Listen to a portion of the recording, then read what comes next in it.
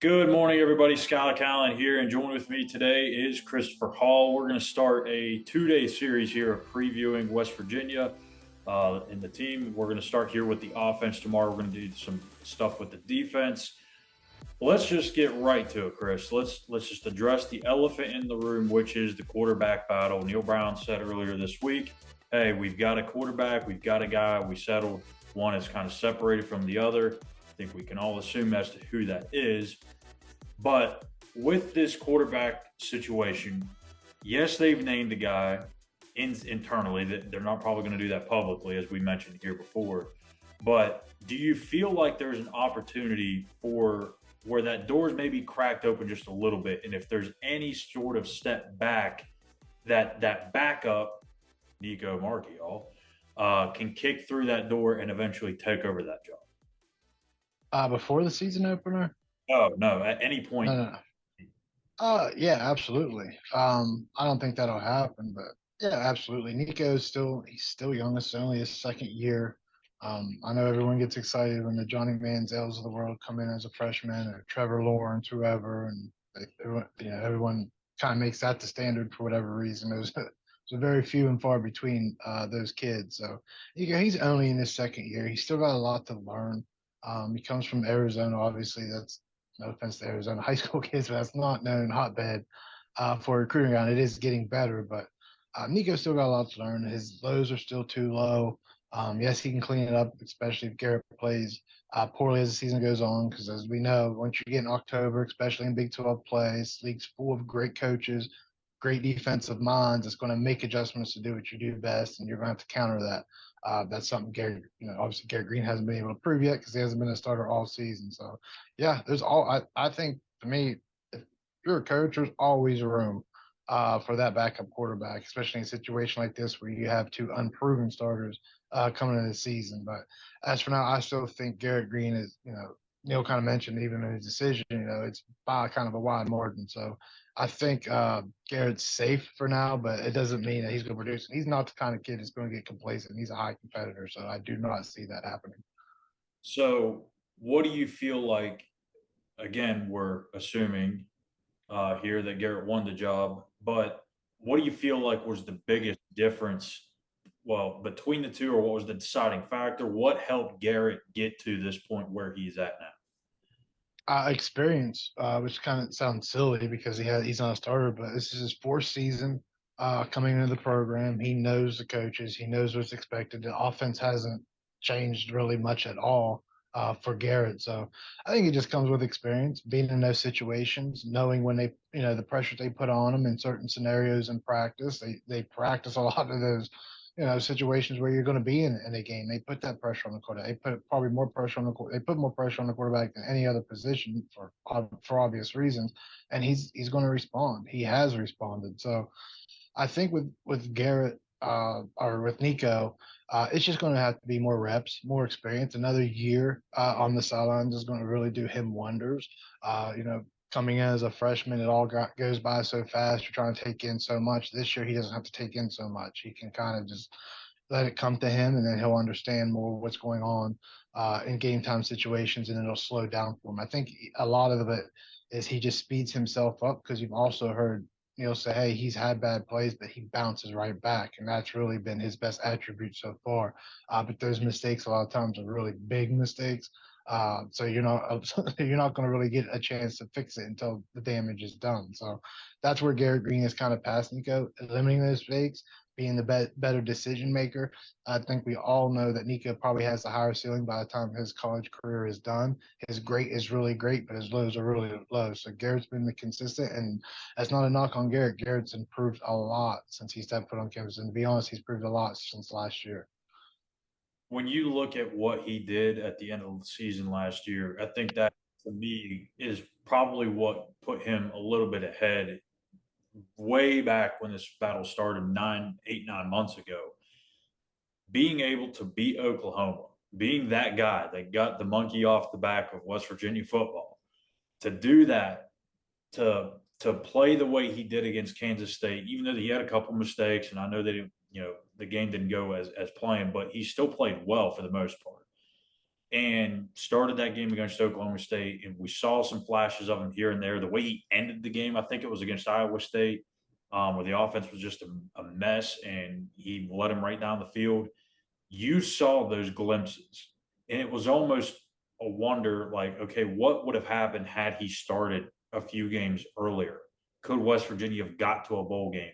Because the one thing with this offense since Neil Brown has been here, and it's again very obvious and apparent, they haven't had much flexibility with this offense of what they can run because the quarterback's been immobile for the most part. You've had Austin Kendall, you've had Jack Allison, I think, even for a starter too. You had Jarrett Dagey, you've had JT Daniels, who kind of athletic. I mean, not really. So this is the first time since Neil Brown has been here that they've had somebody that can take off with their legs. And I know we've been talking about it for years, but I mean, this is the way to win in college football.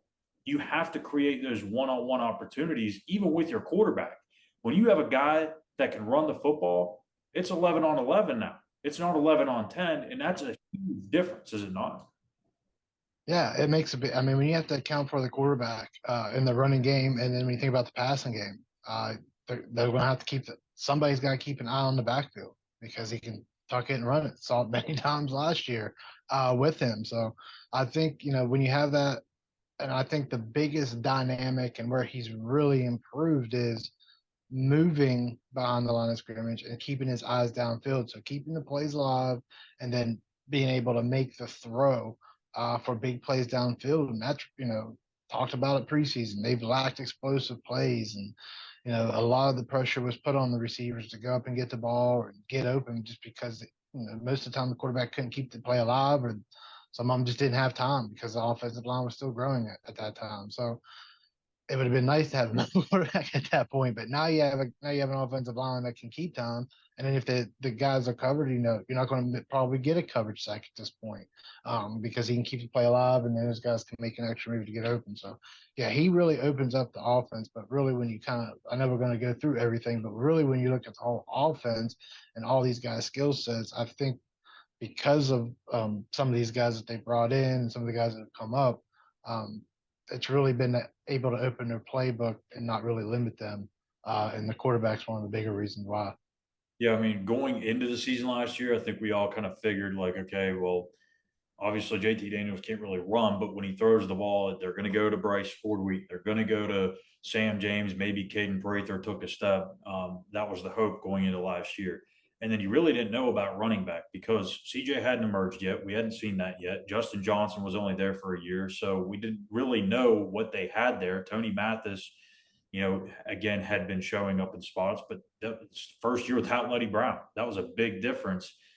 And now you look and fast forward to this season, there's just so many options. There's so many mouths to feed, whether it's in the passing game or the running game. Even your quarterback can run and make plays. It's a really good problem to have. And that's why I feel like even though they may not have a dog at wide receiver, okay, they've got enough depth there and a lot of bodies that they can make up for that lack of a dog in that room because there's so many ways that they can spread the ball out. They've got so many different body types and stuff. I'm getting ahead of myself. I'm not going to get into the receivers just yet. Let's get into the running backs first, because in my opinion, that's the most fun room in this on this whole team. You look at CJ Donaldson and is just, let's just call it what he is, man. He is an absolute freak.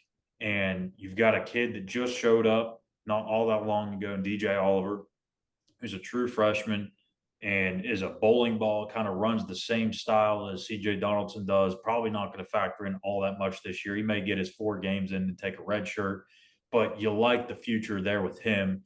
You like the future with Jaheim White, who's more of a shifty, small guy, but he's probably going to see the field. And then you have obviously Mr. Consistent, Justin Johnson Jr. You have Jalen Anderson coming back, finished the year off strong last year. There's a ton of talent in that room.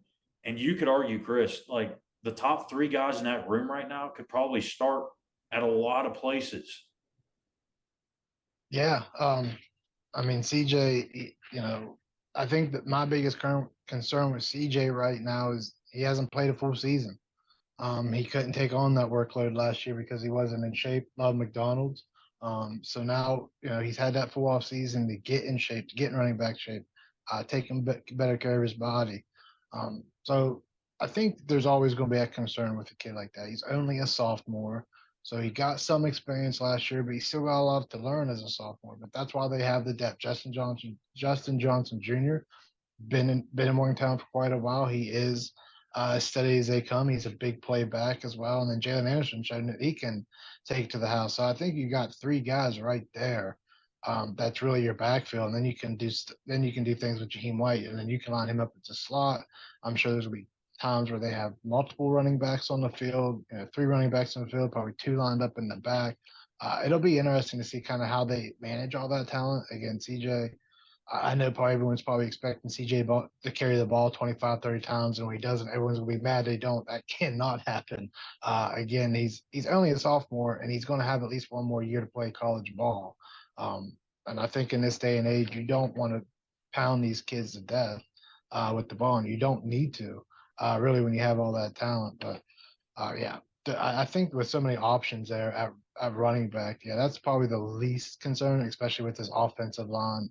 Everything to return offensive line, the running backs is all you're hoping right now. I know we kind of touched on Gary Green opening up the offense, but I think what you really want is get the defense out of the box, and hopefully that's where the receivers kind of step up and help the running game in that aspect. Yeah, and the thing too with CJ is yes, he didn't play a full season, but the other thing that a lot of people probably don't think about, I didn't even really think about it until just now, is that teams have tape on him now. They know exactly what he's going to look like when he runs the football. Last year, no one knew that. Pitt probably had no idea. They had heard the rumblings, hey, this CJ Donaldson kid, this tight end that's supposedly converting to running back. They had no idea that he was going to come in and do what he did against Pitt.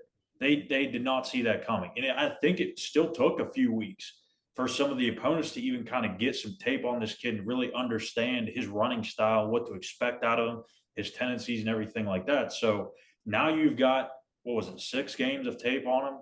So that's something to watch for. But I feel like Chad Scott, he's done a really good job ever since he's been here of mixing up the workload and putting guys in position to succeed. That running back room has really never been a big problem since Chad Scott has been in Morgantown. So even though there's tape on CJ Donaldson, I think he's going to find a way to still get him in positions to succeed to where he's not out there getting crushed. He's not getting met at the line of scrimmage. They're not expecting it. There's still an element of surprise with CJ Donaldson because he can also catch balls out of the backfield. Again, he's a converted tight end, played some receiver in high school. So there's a lot of that really without that whole room. Justin Johnson Jr., Neil's said it like 3 or 4 times in the last week that he's been their most consistent guy in terms of pass block, running the ball, catching the ball. You have Jalen Anderson, who also played receiver in high school. You have Jaheim White, who's getting some reps as a slot guy. There's so much you can do when you have three running backs, maybe four, that can catch the ball out of the backfield, when you also have a quarterback that can run the ball. Yeah, I mean, like I said, I think it's going to be interesting to see how they line up a lot of these guys really as they get through the season because Jaheim White's going to get his touches. All of a sudden, if he breaks one for 50 plus yards, then all of a sudden, all right, how else can we get him the ball? I know Deshaun Post kind of in that mix as well, getting the ball out in the flat, but there's, yeah, I think this just with Garrett, you have to with the read option, you have to account for him. Yep. That's really going to open up these lanes for these guys. So I know it's happened in practice, um, which is a defense bad, offense good, whatever. But we seen the guys do it in the regular season last year. So having that added feature with Garrett running the ball, and even if Nico comes in, same thing. He's not as fast as Garrett, but he can still run the ball. So it's the same offense whether those two guys are or not. And I know Sean Boyle's he's not in the mix, but he's been able to run the same offense as well. So go down the list with these guys, and you just got playmakers. And you mentioned DJ Oliver. There's a kid that's been making plays in fall camp. Probably 2 years ago, he's probably a kid that's going to see the field. Now you're trying to hope that you can get him in 4 games to get the experience to go into next year. Great problem to have. It really is. And it's a testament to the coaching staff and their ability to hit guys not only in recruiting, but in their development too. Credit to Mike Joseph for what he's done. We hear about him all the time, but also too with the quarterbacks. Going back to them just for a second, because you did mention how Nico can run. He's a different style runner. He's more of a powerful guy that can probably lower his shoulder a little bit. Garrett's not that type of guy. You don't want him to go in there and take it. You want him to. No, but he does. But he's learned. He Yes, learned after the hit he took his freshman year. so interesting too, because Neil said, "Hey, we may play both quarterbacks against Penn State. We may play both quarterbacks throughout the season.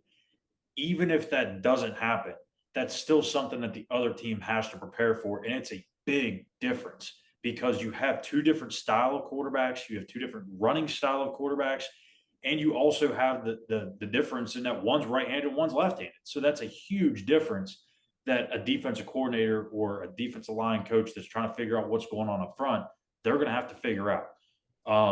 But anyways, back to West Virginia and their offense. The wide receivers, you'll lose the top four guys, the top four pass catchers from a year ago. Bryce Ford Wheaton and Sam James to the NFL, Caden Prather and Reese Smith to the portal. What do they do to replace those guys? Well, they go out and get EJ Horton from Marshall, Noah Massey from Angelo State, a D2 school. They get Devin Carter from NC State. They get Jashawn Polk from Kent State. There's a lot of mixing and matching there, but it really, in my opinion, Chris, it's a very healthy mix of veteran guys that have played ball elsewhere and have proven themselves, along with a young core that seems to be really, really promising. And I know you've got a lot to say about that. Yeah, the receivers is a mixed bag. Really, you're they're really going to be leaning on Cortez Graham and Devin Carter for obvious reasons. To me, I'm always worried when you bring in a transfer that when you're looking for consistency wasn't consistent. Maybe it was just not the right setting for him, whatever. But I think that's always the concern. But there's been young guys step up, Ronnie Gallagher, right up the road. They're expecting him to play. But someone that I've seen with my eyes is Traylon Ray. This kid's a playmaker. He's going to be somebody down the road. I mean, he may break out this season for all we know. If these other guys don't step up, he gets an opportunity. All of a sudden, it could be the Traylon Ray show. The kid has it. Obviously, he's a freshman. He's got a lot to learn. When you're doing all the route tree, everything you got to learn to get open. But the kid's a playmaker and an athlete. But it is a mixed bag, and I think there's just so much unknown because we haven't really seen these guys much in the competitive outside of Devin Carter. And you can go back and look at his stats and watch some film on him. That's about all you got. Cortez played a little bit last year. He's in a much bigger role. Someone else had to kind of change the way they handled themselves off the field with nutrition, off-season workouts, everything like that. He's really turned it around and is expected to be one of those guys that's going to play most of the snaps when he's out there. So, Preston Fox is a kid that's made plays in the spring game, in fall camp, just never hasn't got the opportunity because guys are behind, and this could be his year. He's not necessarily the fastest, but he can get open and he catches pretty much everything that's around him. So there's a lot of guys. You just got to show it. Jarrell Williams is a speedy guy that can play inside and out. Has made a lot of plays as well in fall camp. But I'm very, cautious with this group. I saw that, the receivers make a lot of plays in 21 in fall camp, but it just did not translate out onto the field. Again, there was a lot of other issues within the offense that season that kind of didn't help that situation. But I always felt that group was limited in what they could do. It just wasn't this, they did the offensive playbook just wasn't as open. It felt like in the passing game with that group. I feel like with this group, when you put them out there, everything is available to the offense. So they still got to prove it. There is talent, but I'm not ready. Just because I've seen him make some plays, I see some guys do some things. I'm not ready to say, hey, there's a 1,000-yard receiver or something they haven't had under Neil Brown. But I can see better production, maybe a little bit more consistency out of the group. But I don't know if you have that top dog yet. Maybe they do. Just haven't seen it yet. Well, I guess we'll find out here in a week or two. Yeah, a lot of body types, a lot of different skill sets that exist in that room. I love Noah Massey, man. I think I've developed a little bit of a player crush on his ability. I mean, just the way he can affect the game in the middle of the field and in the red zone. I think that's a very underrated get for Neil Brown. Now, is Noah Massey going to lead this team in receiving? No. Is he going to lead the team in receptions? No. But can he be somebody that is, was, I wouldn't say unguardable, but is a huge mismatch problem for opposing teams in the red zone? Yes, absolutely 100%. He could be that go-to reliable guy on third down. Kind of like what, and again, they're not similar players by any means, but kind of like how Da'Keil Shorts was when he was here. He was that guy you look to on third down. He didn't lead the team in receiving. Not that I remember. If he did, it shocks me. But he doesn't stand out as a guy that is going to be a top guy in this league. But Noah Massey is going to come up and make plays when they most need it, and that's going to help, especially when you have a shorter quarterback that is kind of, you don't know what he's going to do. Is he going to stay in the pocket? Is he going to run out of the pocket? Is he going to keep his eyes downfield?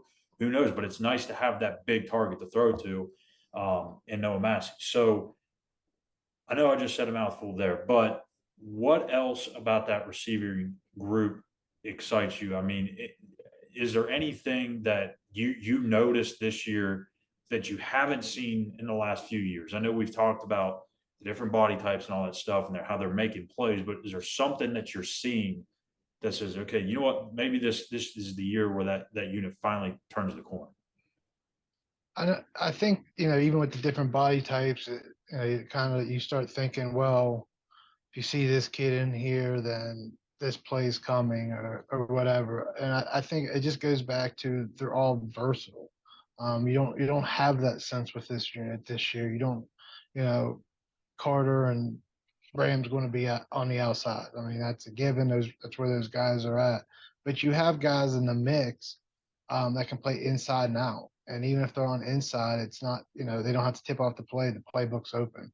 So I think that's the biggest difference with this group. Again, but they just have to go out and do it. They have to go out and produce in those situations. But to me, that's the biggest difference in this group. You're not limited on what they can do play calling wise. And of course, a lot of that can open up with how good the offensive line and the different quarterback. But I think just the versatility of the group, the different body types with the group, being able to throw guys and probably create some mismatches because there are some bigger bodies that can play inside and there's some smaller guys that can play outside with speed. So when you can probably start confusing the defense a little bit with how they line up and really create some different mismatches, especially when they have to start to count for Garrett. If Garrett's picking apart the defense with his legs and they have to account for him. Then you bring in a tight end to try to get in the linebacker out there. They can really create some mismatches on the outside. And I think that's one of the things I want to see this year because I think that's where the step has been taken, even though they lost some of the production.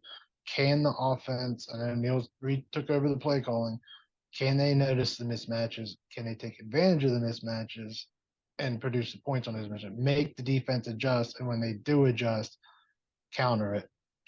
Everything else should be open by that point. So we'll see how it works out. Of course, the receivers have to make the plays. They can't drop the bunnies, and they have to go up and get some 50-50 balls to give that offense a chance to be one of the better offenses in the league. Last thing on the receivers before we move to the tight ends, really quickly. How many guys do you think they really need? And I know we could be, obviously it'd be nice to have 8 or 9 of them.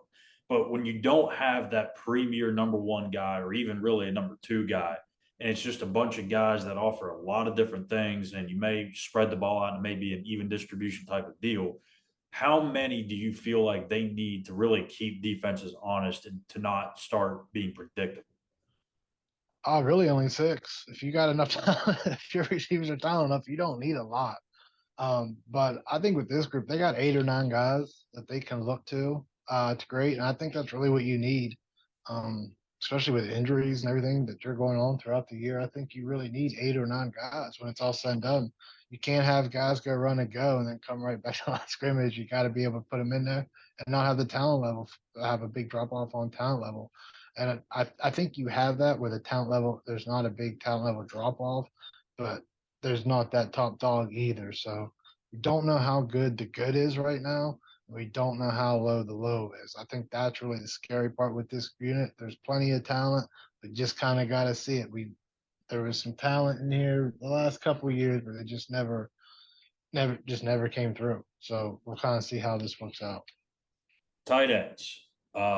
We've heard about it for gosh, I don't even know how many years. Even going back to Dana's last few years, how they were going to get the tight ends involved. And finally, they did with Trayvon Wesco for that 1 year, and then it kind of went away. No, Yeah, quarter of the year, yeah. a third of the year. But it's I think the number was 15. I'll have to double check that. But I think 15 is the most receptions by a tight end under Neil Brown since being at West Virginia. That was Mike O'Laughlin. So I don't know what we can really expect from the tight end position in terms of being involved in a passing game, but they finally have somebody there that is really more of a receiving tight end than Cole Taylor, the LSU transfer. He was brought in for that very reason. Traylon Davis has been a hand in the dirt blocker, almost an extension of the offensive line. I saw it from the beginning when he was in high school when they got him his commitment. I watched his tape and it's 80% of it's just him blowing up people. So I was like, okay, there's going to be some work to be done here with the receiving aspect of his game. But when you look at that room, it's really Traylon Davis and Cole Taylor, and maybe Will Dixon gets mixed in there, but it seems like it's those two guys. I know they'd like a third and probably even a fourth tight end to emerge for them to really be where they want to be offensively. But I mean, again, we just ran through all those options with the running backs and the receivers and what Garrett can do with his legs. Is there enough there in that tight end room for them to really add that element into the offense as well? They want to. They want to use the tight ends. I mean, they hired Blaine Stewart. It's a pretty good hire to come coach the tight end. So I think they got a guy in Cole Taylor that can be productive. Is he going to be, West currently had what 336 yards or something like that, but 200 came in his final 4 games. They would just pass the kid the ball. So I think there's going to be an effort there. It's somebody who can work the middle of the field. I think Traylon Davis has worked really hard at being more of a pass catcher, something that they can do. If they can get Will Dixon in the mix a little more, you can probably see 2 tight end sets, and I'm sure they're going to put more of an H back there in the goal line for a three tight end look. But Forget about what's that? don't forget about Luke Hamilton now, the All Towson. right, all right. So they've got some guys. I don't know if it's I'm sure they would love to have Cole Taylor to be an All Big 12 player. You get Cole Taylor All Big 12 player, you might be looking at West Virginia playing in the Big 12 championship if that's going on. So I don't know how much productive they're going to be. That's something. Tight ends are always the best kept secret, right? So I'm not sure that. I'm not sure what kind of production they're going to get out of that room right now. Cole Taylor to me is still a little small. He's tall. He's still a little small to kind of be that big factor, but he does have a wide span. Over under 15 catches for Cole Taylor, since that I think was the bar.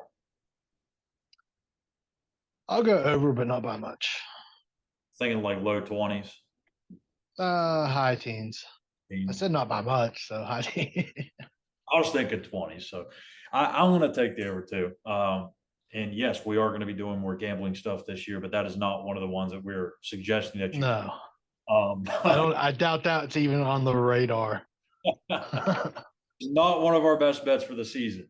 But let's go to one of the short bets of this team. I like that segue there. I'll give myself a pat on the back. The offensive line. You have potentially 3 NFL guys along that group. Wyatt Milam, Zach Frazier, Doug Nestor. Doug Nestor's now moving out to right tackle, kind of more of a natural position, I feel, for him. They're really high on Tomas Remack, who I thought played well at times last year, still showed a little bit of growth. But I really feel like this team and their success really rides and dies with this group up front. Because if they are not what they have been touted up to be in this preseason, not only by us here at Mountaineers Now or the folks in the building or anywhere outside, whether it be ESPN or Pro Football Focus, whatever, if they're nowhere near the expectations of what we have all set out for them, it's going to be a long year. Yeah, without a doubt. I think that's always a concern. I know we'll talk about it, briefly, but here in the defensive line is having a good offseason against this offensive line. concerns you considering, what the defensive line is returning. But maybe the defensive line is good. But I thought to me that was concerning. I guess you can kind of trust Neil on it. Like, hey, maybe the defensive line is just playing well. Especially the way these guys have played.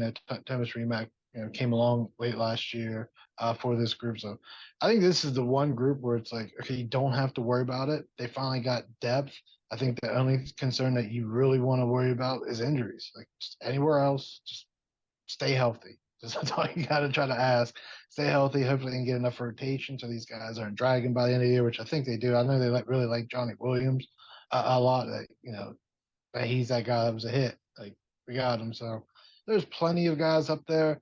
I think the best part about this unit right now is, yes, you have a lot of guys that, Frazier probably going to be gone at the end of this. You're probably going to have to eventually you're going to have to replace these guys, but the depth is coming. The guys that they're recruiting and bringing in and developing, this is a unit that could be strong for years to come. And shout out to the coaches. It's not, we had to talk about it every year. Like, look, 2019 they were all like freshmen and young. You did have like Mike Brown and a few guys that were under Dana that were good.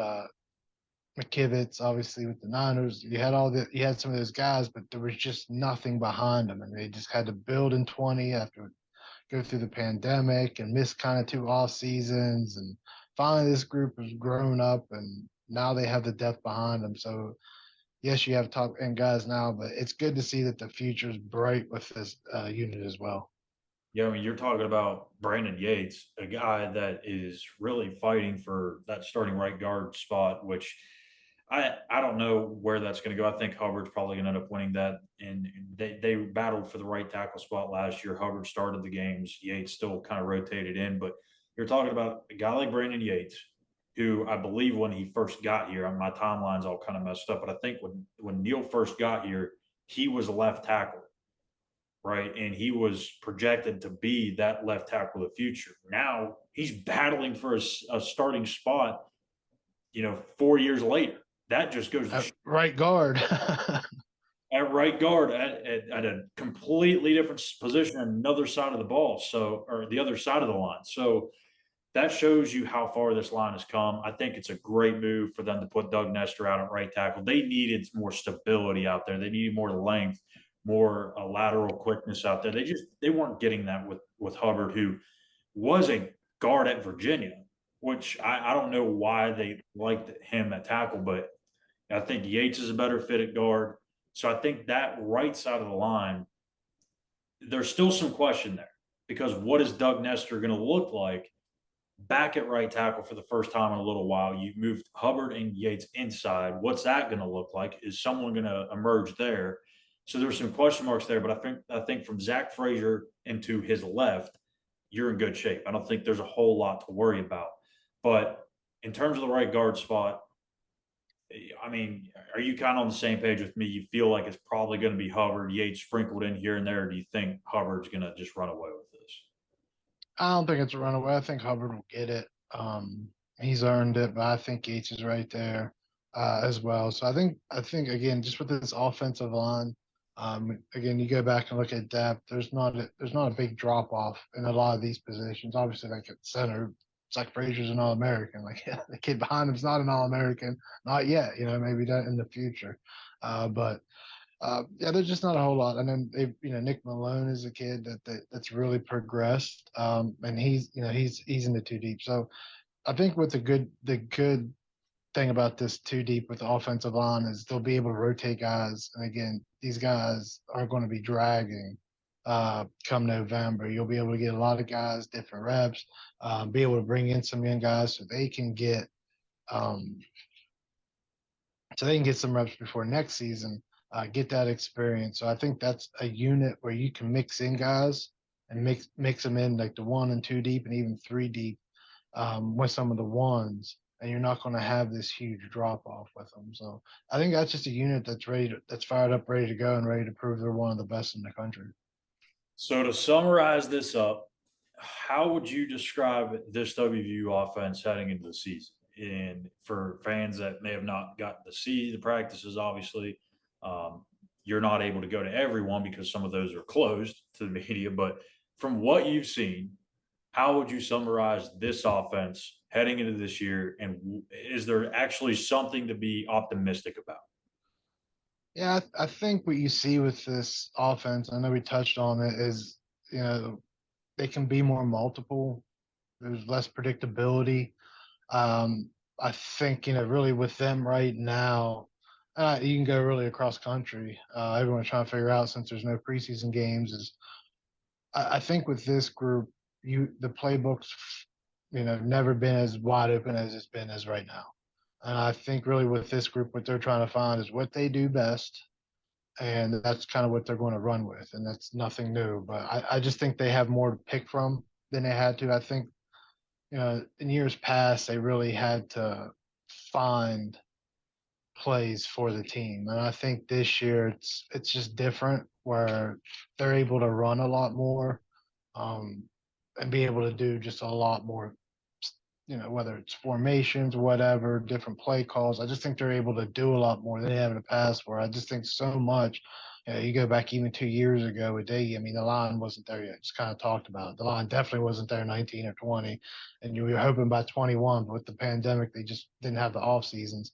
Um, I thought they were looked good in 21, but they were just limited with just kind of the skill position guys that they had.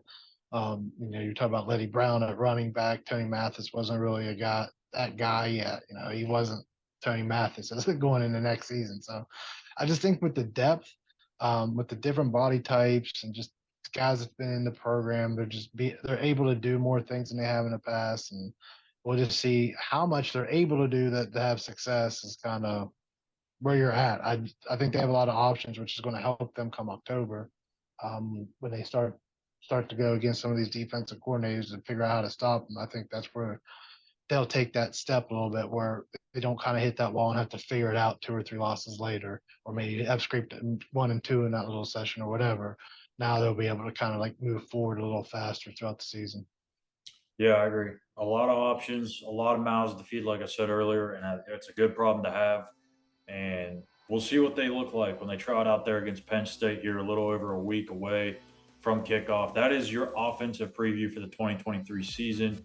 We're going to preview the defense tomorrow, and then probably sometime later in the week, we're going to get into breaking down the schedule, and then we'll get eventually to our record predictions for the year, and then it'll be game week, Chris. So it's here. It's right around the corner. It's hard to believe, but we are here. Year 5 of Neil Brown, just around the corner. So be sure to subscribe to us on YouTube at Mountaineers Now and give us a like. Follow us on Twitter at Mountaineers Now. You can follow myself at Callihan _ and you can follow Chris at WV Hallbilly.